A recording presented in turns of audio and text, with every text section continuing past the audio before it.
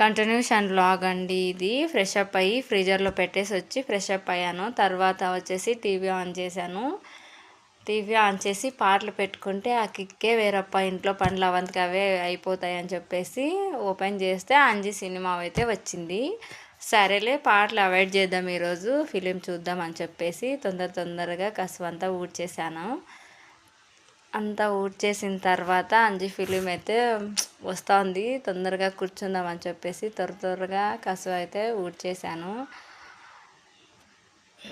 ఊడ్చేసిన తర్వాత అయితే బట్టలు అయితే చాలా ఉన్నాయండి. అసలు అవన్నీ బట్టలు పిండడం మొగెత్తి అయితే నాకు బట్టలు మడిచిపెట్టాలంటే చాలా చిరాకు. మీకు కూడా ఎవరైనా ఇలా చిరాకు పడే వాళ్ళు ఉన్నారా? ప్లీజ్ అండి, ఉంటే కమెంట్ చేయండి. నేనైతే బట్టలు ఎన్నైనా పిండేస్తాను, కానీ నాకు బట్టలు మడచాలి అంటే పెద్ద తలనొప్పి అండి. చాలా వరకు ఆ బట్టలు మడిచేసేదికేం పెద్దది కాదు, అవన్నీ పెట్టేది పెద్దది. నా కొడుకులు ఎక్కడ చూసినా బాల్ బ్యాట్ అయితే మూలకి ఉంటుంది, అందుకోసం తిడుతున్నాను.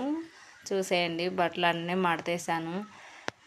బట్టలు మడిచేసిన తర్వాత ఆ బీరువాలో పెట్టడానికి అయితే చోటు లేదండి. మా ఇంట్లో అయితే 3 బీరువాలు ఉన్నాయి.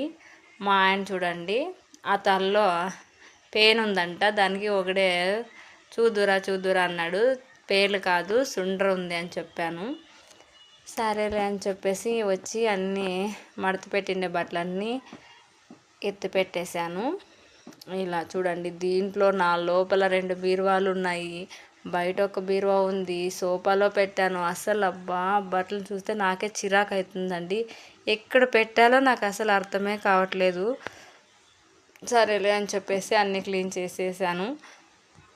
ఎక్కడ పనులు అక్కడే నిలిచిపోకోకుండా క్లీన్ చేసి ఫ్రెష్ అప్ అయ్యి స్నానానికైతే వెళ్ళొస్తున్నానండి. స్నానం చేసేసి వస్తాను.